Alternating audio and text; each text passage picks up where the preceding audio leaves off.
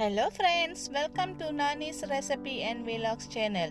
இதுதான் முதல் தடவை என் சேனலை பார்க்குறீங்கன்னா சேனலை சப்ஸ்கிரைப் பண்ணிவிட்டு பெல் பட்டன் அமைத்திக்கங்க. அப்போ தான் உடனுக்குடன் உங்களுக்கு நோட்டிஃபிகேஷன் கிடைக்கும். இன்றைக்கு கீரை கறி அல்லது கீரை கடையல் எப்படி சமைக்கிறதுன்ட்டு உங்கள் கூட ஷேர் பண்ணிக்க போகிறேன். வாங்க கிச்சனுக்கு போகலாம். இதற்கு நான் பாசிப்பயிர் பருப்பு எடுத்திருக்கேன். அரை கப்பு பாசிப்பயிர் பருப்பு எடுத்து சுத்தம் செஞ்சுட்டு அதில் 3 கப்பு தண்ணி விட்டு வச்சுருக்கிறேன். இதில் ஒரு 4 பல் பூண்டு சேர்த்துக்கலாம். ஒரு 10 சின்ன மிளகா அதையும் இதோட சேர்த்துக்கிட்டு கொஞ்சமாக உப்பு சேர்த்துக்கிறேன். இதை இப்போ நல்லா வேக வச்சு எடுத்துடலாம். இது வெந்துக்கிட்டு இருக்கிற சமயத்தில் நம்ம கீரையெல்லாம் சுத்தம் பண்ணி வச்சிடலாம்.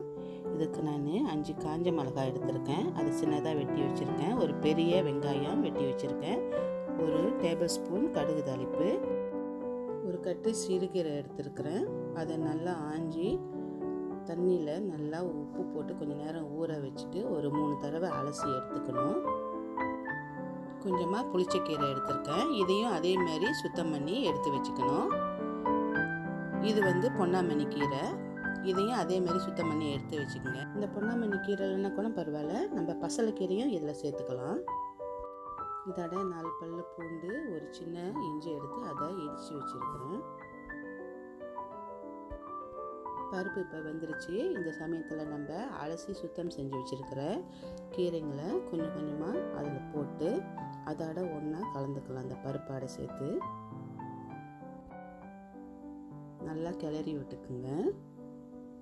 அந்த பருப்பாடை சேர்த்து இருக்கணும். இந்த கீரை கறி ரொம்ப நல்லது உடம்புக்கு. நம்ம மாதத்தில் அட்லீஸ்ட் 1 தடவை 2 தடவை கீரை கறி சாப்பிட்டாலும் ரொம்ப நல்லது உடம்பு.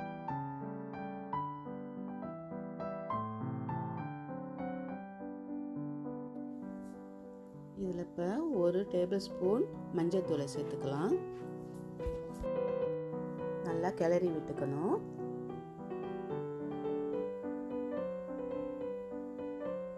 ஒரு 5 நிமிஷத்துக்கு இந்த கீரை கொஞ்சம் வேகட்டும்.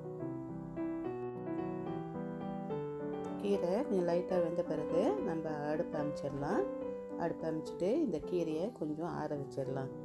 இது நீங்கள் மத்து இருந்தாக்கா மத்து போட்டு கடையலாம். நான் பிளெண்டரில் போட்டு ஒரு தட்டி எடுத்துட போகிறேன். இப்போ ஆறிடுச்சு. பிளெண்டரில் போட்டு கொஞ்சம் அரைச்சிக்கலாம். இது ரொம்ப மெய்யாக அரைக்கக்கூடாது. ஜஸ்ட் ஒரு தட்டு தான்,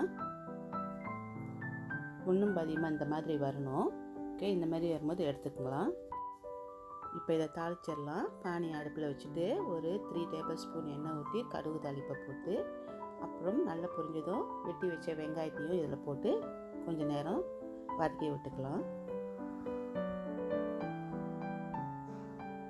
இந்த டைமில் அடுப்பு ஸ்லோ ஃபயர்லேயே இருக்கட்டும். நல்லா கிண்டி விட்டுக்கிட்டு இதோட இஞ்சி பூண்டு சேர்த்துக்கிட்டு அதையும் கிண்டி விட்டுக்கலாம். இது ஒரு 3 நிமிஷத்துக்கு வேகட்டும், இந்த பச்சை வாசனை போகிற வரைக்கும். வெங்காயம் நல்லா வெந்து வருது. இந்த சமயத்தில் நம்ம பட்டை மிளகாவை போட்டுக்கலாம். பட்டை மிளகா போட்டு நல்லா கிண்டி விட்டுக்குங்க. இது அப்படியே கொஞ்சம் நேரம் வேகட்டும்.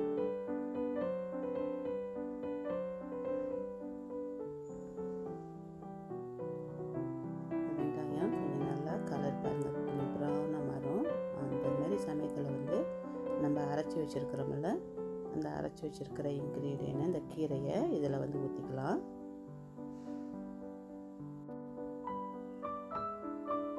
இந்த அரைச்ச பிளெண்டரில் கொஞ்சம் கீரைங்க இருக்கும். அதில் லேசாக தண்ணி ஊற்றி அதையும் அலசி ஒரு இதில் ஊற்றிக்கலாம். இதை ஊற்றிட்டு நல்லா கிண்டிக்குங்க. இப்போ பாருங்கள், உங்களுக்கு மஞ்சத்தூள் பத்தாமல் இருந்துச்சுன்னா நீங்கள் கொஞ்சம் சேர்த்துக்கலாம் மஞ்சத்தூள். இப்போ கலர் பார்க்க நல்லாயிருக்கும். கொஞ்சமாக உப்பு சேர்த்துக்கிறேன். இப்போ இந்த கீரைக்கறி கொஞ்சம் உங்களுக்கு புளிப்பாக வேணும்னா கொஞ்சோண்டு புளியை கரைச்சி ஊற்றிக்குங்க. அப்படி நீங்கள் புளிச்சக்கீரை அதிகமாக போட்டிங்கன்னா புளி தேவையில்லை. புளிச்சக்கீரையில் புளிப்பு இருக்குது. இதை ஒரு கிண்டி விட்டுட்டு ஒரு 2 கொதி வந்தானே நம்ம அரைச்சிடலாம். ஏன்னா கீரை ரொம்ப வேக வேண்டாம். 2 கொதி வந்துருச்சு. இப்போ 2 கொதி வந்தானே இப்போ அடுப்பு அரைச்சிடலாம். கீரை கறி இப்போ ரெடி ஆயிடுச்சு. இதில் வந்து நம்ம 3 வித கீரையை சேர்த்துருக்கோம். இது ரொம்ப சத்துள்ள சாப்பாடு. இதை சமைச்சு பார்த்துட்டு எப்படி இருந்துச்சுன்னு சொல்லுங்கள். இதை நீங்கள் வெள்ளை சாதத்தில் தவு சம்பலாட வச்சு சாப்பிட்டிங்கனாக்கா ரொம்பவும் ருசியாக இருக்கும். இந்த சமையல் உங்களுக்கு பிடிச்சிருந்துச்சுன்னா லைக் பண்ணுங்கள், ஷேர் பண்ணுங்கள், காமெண்ட் பண்ணுங்கள், சப்ஸ்கிரைப் பண்ண மறந்துடாதீங்க.